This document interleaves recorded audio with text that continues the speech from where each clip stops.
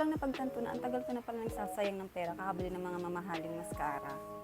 So, ayun nga guys, na-discover ko tong product na to simula nang nahiligan ko na gumamit ng mga J-Beauty products or Japan Beauty products, yung mga skincare nila.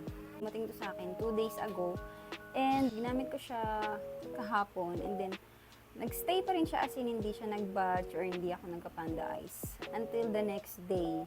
As in, ikaw na lang tatama rin na mag-double cleanse kasi guys, hindi ito basta-basta natatanggal.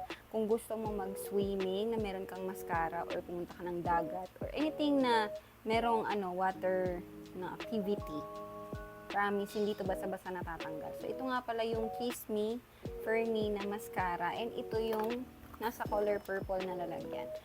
This one is pang volumize at the same time, pang pahaba rin siya ng eyelashes. Ganito yung kanyang tip. Ayan. And ang maganda pa dito, ang gustong-gusto ko dito is hindi siya nagka-clump sa pilik mata. As in, super, lightweight niya, para kang walang suot na mascara. And guys, pag ginamit niyo to, is sobrang tagal niya mag-hold ng curved eyelashes niyo. Kunwari ito, kinurl niyo yan. Pagka ginamit niyo to siya, as in, mag-i-stay yan siya until the next day. Ikaw na lang yung mapapagod mag-double cleanse, promise. So, ganito siya guys. Try natin siya sa kamay ko. So, ayan, konti lang. So, ayan, patuyuin natin. So, habang inaantay ko siya matuyo is mag-i-skincare muna ako.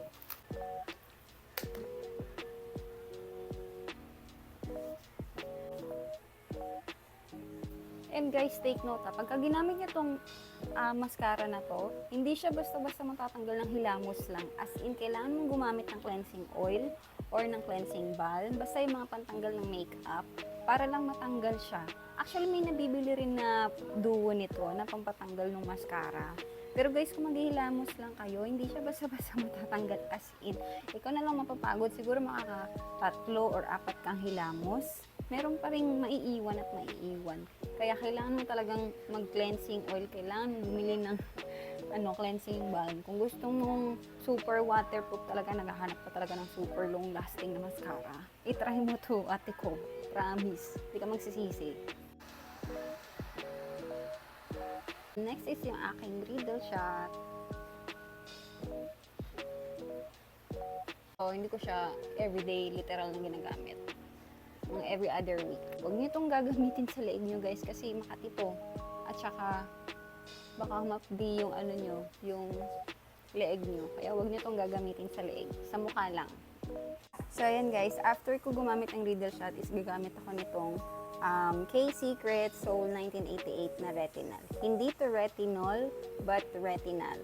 And guys, this works 11 times faster than retinol. Actually, nagre-retinol ako noon.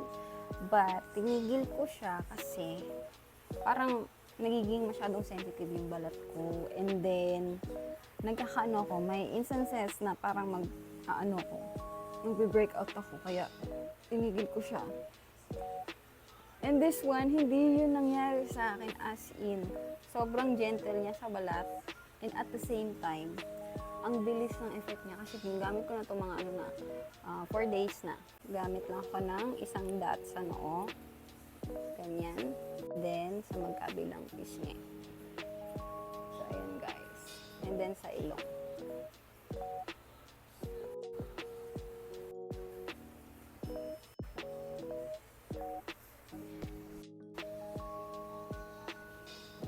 So, ayan guys. Natuyo na yung mascara. Gamitin ko yung ginamit kong pad kanina ng toner. And ayan, kita nyo yan. Kita nyo yan guys! Hindi siya basta-basta natatanggal. Wow! Sobrang kapit niya as in, sobra. Pero ito guys, pagka gagamit ako ng cleansing oil, ayan. Cleansing oil Ay! Oh my gosh. Ayan guys, cleansing oil ang gamit ko. Yarn. So, ayan, kita nyo, tatanggal lang siya sa cleansing oil. Ayan.